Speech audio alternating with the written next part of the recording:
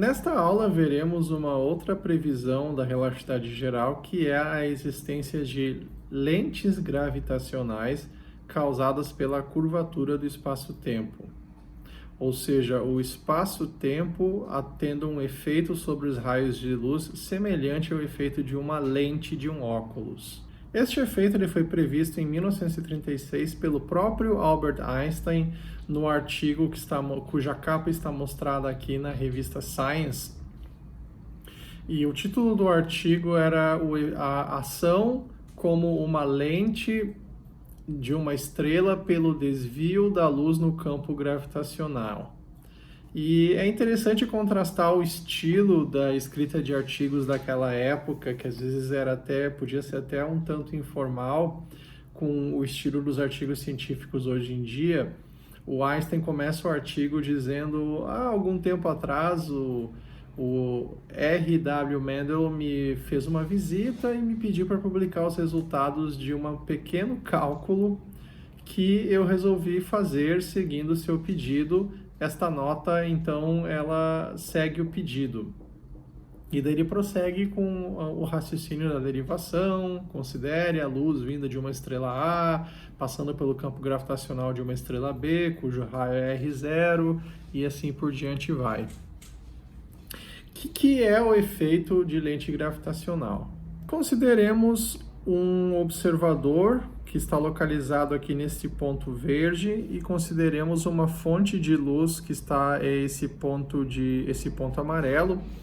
E vamos considerar então que os raios de luz emitidos por essa fonte aqui, eles estão sendo emitidos em todas as direções, né, assumindo uma emissão isotrópica dessa fonte. Mas vamos nos focar nesses dois raios de luz que estão sendo emitidos aqui. Se não houvesse uma massa central, esses dois raios de luz eles seguiriam essa trajetória aqui, eles seguiriam uma trajetória retilínea, que eu estou mostrando aqui no slide.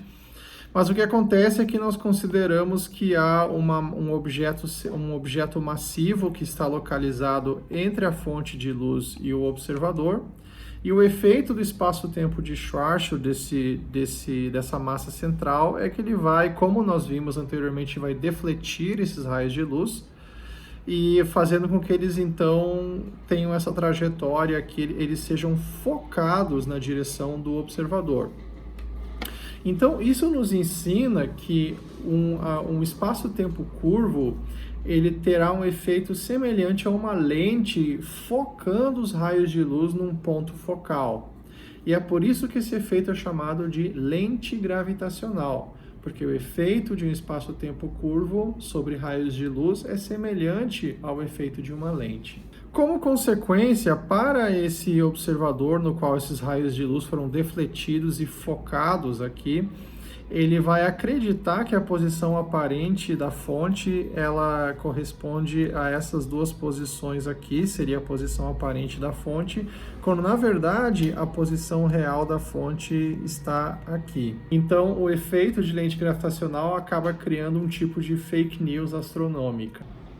Como consequência desse efeito de lente gravitacional, o que o observador que está no foco, recebendo os raios de luz que foram defletidos pela curvatura do espaço-tempo, que tipo de imagem que seria recebida pelo observador no ponto verde aqui mostrado?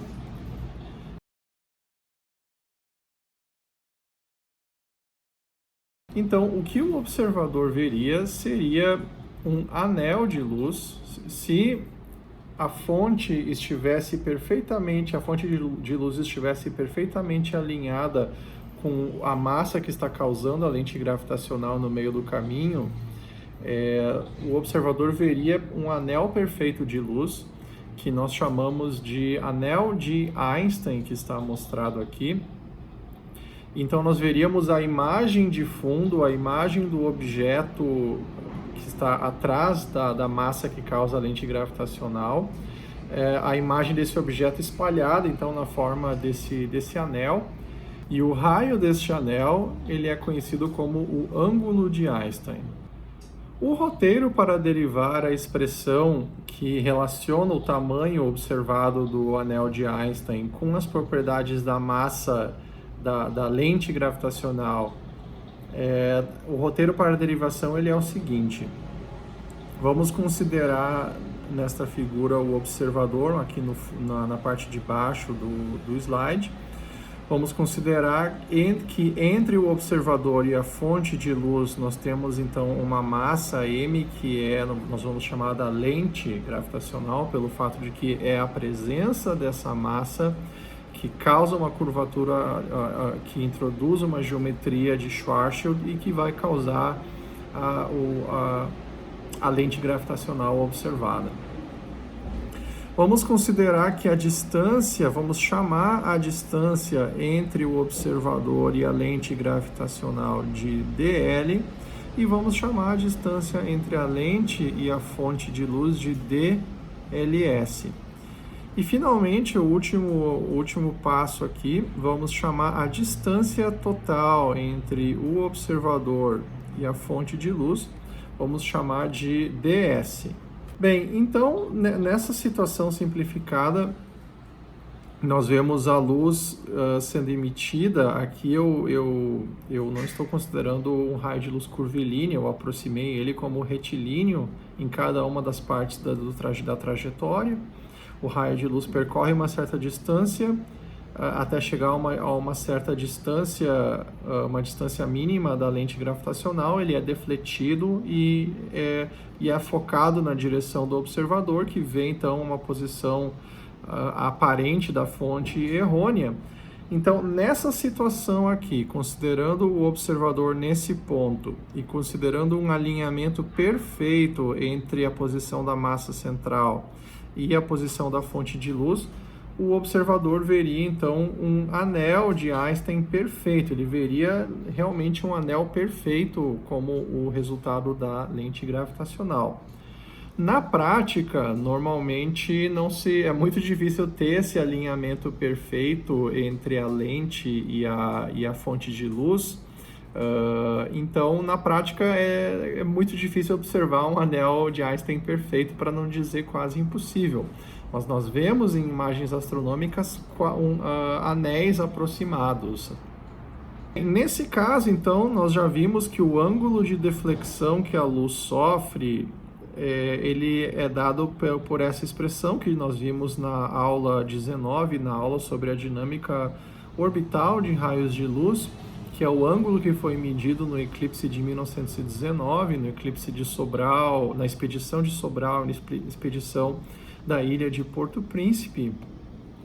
Então, usando trigonometria, fazendo uma análise trigonométrica aqui, construindo esse triângulo, é possível então inferir o ângulo de Einstein.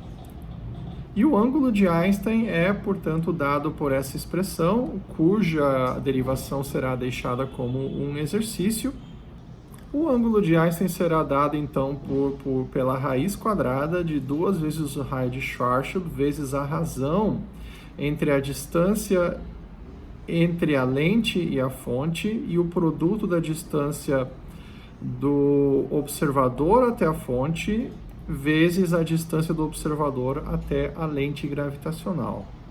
Vamos começar calculando qual que é o efeito esperado, a magnitude da lente gravitacional, ou seja, o ângulo de Einstein, considerando uma fonte de luz localizada dentro da nossa galáxia e a lente sendo um objeto, por exemplo, uma estrela, com uma massa comparável, com uma massa igual a uma massa solar para efeito de ilustração.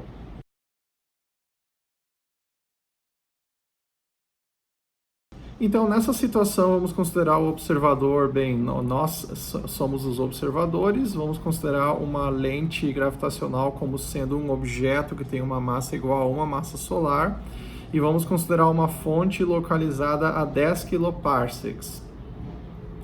Então, usando a expressão do ângulo de Einstein, nós obtemos que o tamanho do ângulo esperado, nesse caso, colocando os valores apropriados aqui, de 1 milissegundo de arco.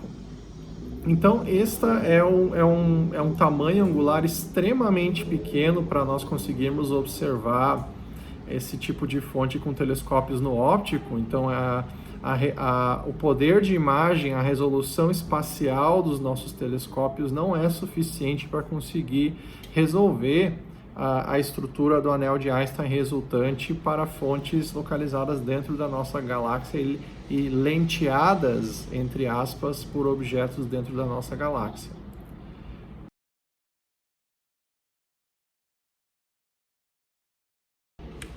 Um caso mais promissor, nós temos que considerar objetos mais distantes e cuja lente tenha uma massa muito maior. E a natureza se encarregou de colocar à nossa disposição esses objetos ao nosso redor. Então vamos considerar aqui uma outra situação na qual a lente gravitacional é uma grande quantidade de massa na forma de um aglomerado de galáxias, atuando como a lente gravitacional. Consideramos, portanto, um aglomerado de galáxias que está mostrado aqui. Nós somos os observadores e vamos considerar que a fonte de luz cujos raios de luz sofrerão o efeito de lente gravitacional é uma galáxia de fundo. Uma galáxia muito além do aglomerado de galáxias, cujos raios de luz então sofrerão a deflexão e convergirão. Esses raios em laranja aqui, eles convergirão no ponto focal que será em algum telescópio aqui no planeta Terra. Para fins de cálculo, vamos considerar a distância entre a gente e o aglomerado de galáxia de 500 megaparsecs, que é um valor apropriado.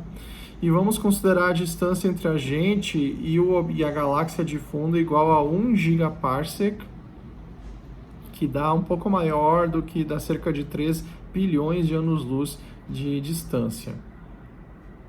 Com estes valores, nós vemos que o ângulo de Einstein resultante, colocando aqui como m a massa típica de um aglomerado de galáxias, colocando a distância da gente até o objeto de fundo de 1 gigaparsec, nós obtemos agora que o anel de Einstein resultante é um valor bastante grande e facilmente mensurável com telescópios em solo, telescópios no óptico. Ele dá meio minuto de arco, que está plenamente dentro da resolução espacial que nós conseguimos com os nossos telescópios. Essa imagem mostra uma observação obtida com o telescópio espacial Hubble, onde, neste caso, a lente gravitacional é o aglomerado de galáxias Abell 2218. O Z, ele corresponde ao redshift, que é o desvio que a luz sofre devido à luz vinda desse objeto, desse aglomerado de galáxias, devido à expansão do universo.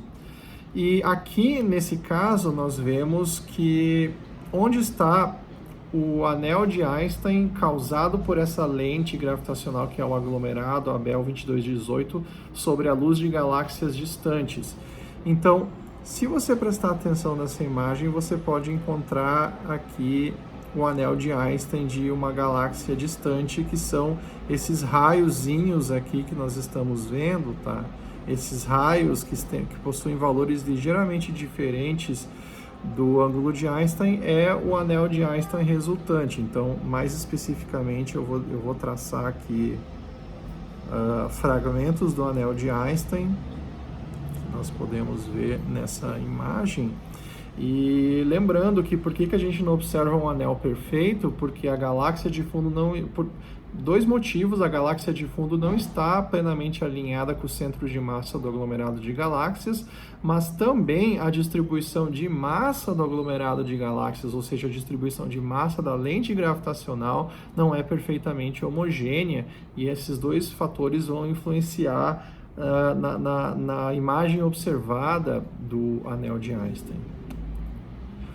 Aqui nós temos outros exemplos de anéis de Einstein para também galáxias de fundo, e nesse caso a lente gravitacional são galáxias individuais massivas, e nós podemos ver claramente vários exemplos de anéis de Einstein. Por exemplo, nesse caso aqui, nós podemos ver um anel de Einstein fragmentado aqui.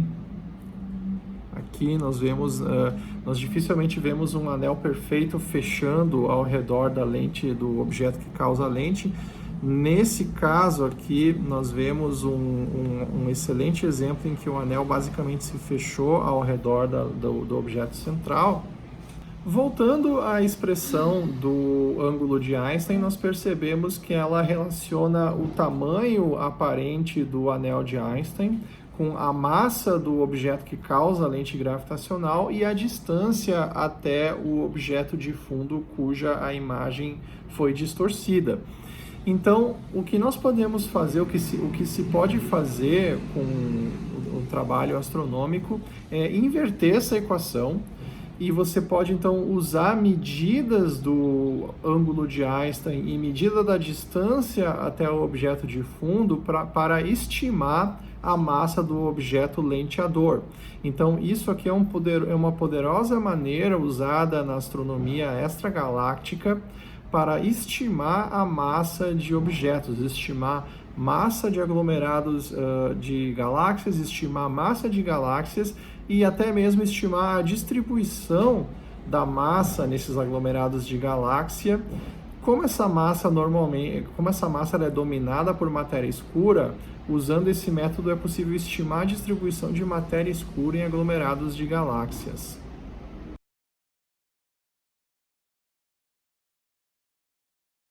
Vejamos agora uma outra aplicação do efeito de lente gravitacional, e nesse caso consideremos um observador mostrado aqui, e consideremos uma fonte de luz, por exemplo, uma estrela, e imagine que você está lá monitorando a luz da estrela com um telescópio e passa um objeto entre você e a luz, entre você e essa estrela que você está observando. Então, nessa imagem à direita aqui, nós vemos o que o observador está enxergando. Neste caso, vamos assumir que a estrela ela está muito distante, então o observador ele não consegue ter uma imagem detalhada da estrela, ela aparece como um pontinho, meramente um pontinho na imagem do seu telescópio. Quando o objeto fica exatamente na linha divisada do observador até a estrela de fundo, o que vai acontecer? Esse objeto aqui, mostrado em marrom, ele vai causar uma deflexão dos raios de luz, vai fazer alguns desses raios de luz da estrela de fundo convergirem e serem focados no seu telescópio. E o que vai acontecer é que vai ter uma quantidade adicional de raios de luz dessa estrela de fundo chegando ao seu telescópio devido à curvatura do espaço-tempo. E, portanto, você vai ver, quando passar esse objeto marrom entre você e a estrela de fundo, você vai ver momentaneamente o brilho dessa estrela de fundo aumentar. E depois que o objeto marrom tiver saído da linha divisada, você vai ver a estrela de fundo voltar ao seu brilho normal. Então, literalmente, aqui nós temos um efeito de lente gravitacional, onde a massa, a curvatura do espaço-tempo do objeto marrom ampliou o brilho da estrela de fundo. Esse método também foi muito útil na astronomia e tem ainda sido útil na astronomia porque ele permite estudar distribuições de objetos na nossa galáxia compactos. E esses objetos eles são chamados de objetos massivos compactos distribuídos no halo da nossa galáxia.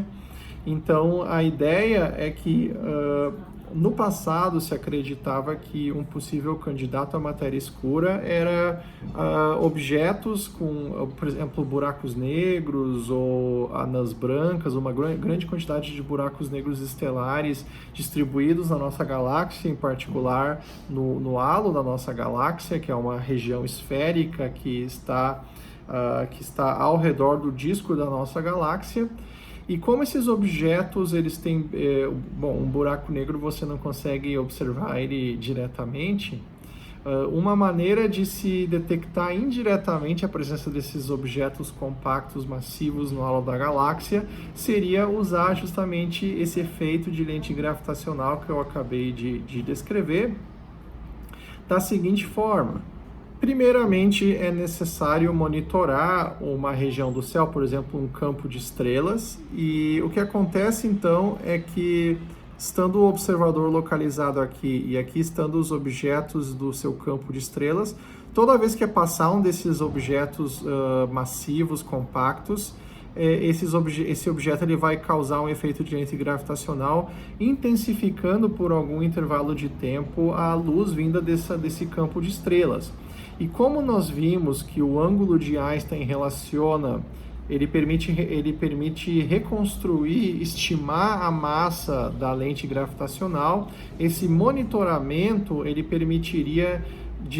nos permitiria, com as observações da duração da amplificação da luz desse campo de estrelas, permitiria estimar, dar alguma informação sobre as massas desses objetos massivos compactos que causam a lente gravitacional. Concretamente, seria necessário, então, medir a série temporal do fluxo da luz dessas estrelas de fundo, e estimando então o intervalo de tempo que seria amplificada a luz dessas estrelas de fundo, seria possível dizer algo sobre a massa desses objetos que passam no meio do caminho e causam a lente gravitacional.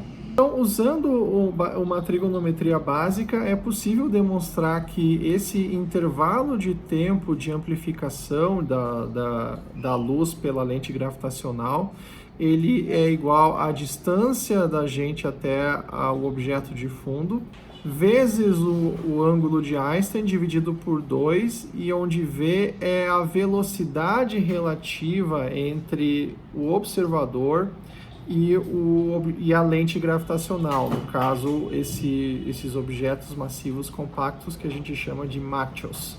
Se esperaria, portanto, que para objetos massivos compactos de uma massa de cerca de uma massa solar e com velocidades relativas entre a gente e esses objetos de cerca de 200 km por segundo, que são velocidades características da nossa galáxia, se esperaria que o intervalo, a duração dessa amplificação da luz seria da ordem de 3 meses. O que aconteceu é que foram feitas essas campanhas de monitoramento de campos de estrelas para se estimar então se haveria uma grande quantidade desses machos, desses objetos massivos compactos no halo da nossa galáxia, e monitorando então a duração dessas ampliações do fluxo dessas estrelas distantes. E o que se concluiu é que não há uma grande quantidade desses objetos massivos no halo da nossa galáxia. Em particular, não há muitos objetos com massas maiores do que 8% da massa solar, que seriam então anãs marrons. E somente 20%, um limite superior foi obtido, que somente até 20% da massa do halo da nossa galáxia poderia estar na forma desses machos. Então, esses objetos compactos não são capazes de explicar a grande quantidade de matéria invisível na nossa galáxia em particular e no universo de maneira geral. Então, o uso das lentes gravitacionais foi muito útil na astronomia para nos demonstrar que buracos negros, anãs marrons, elas não podem explicar a matéria escura do universo. Fazendo um resumo da aula, então, a aula sobre lente gravitacional. A lente gravitacional ela é uma consequência do efeito de um espaço-tempo curvo sobre a trajetória de raios de luz. E então, se houver um objeto massivo entre uma observadora e uma fonte de luz, esse objeto massivo no meio a gente chama de uma lente, e vai ter um efeito de lente fazendo muitos dos raios de luz do objeto de fundo convergirem no observador, fazendo então o espaço-tempo curvo tendo o papel de uma lente. A lente gravitacional vai causar uma deformação da luz vinda do objeto de fundo na forma de um anel de luz, que a gente chama de anel de Einstein. O diâmetro desse anel ele é uma função da massa da lente gravitacional e da distância até a fonte de fundo. E as lentes gravitacionais, elas são instrumentos importantes na astronomia para se medir a massa das galáxias, medir a massa de aglomerados de galáxias, assim como medir a distribuição espacial da massa e da matéria escura nesses objetos, e também para buscar por objetos compactos dentro da nossa galáxia.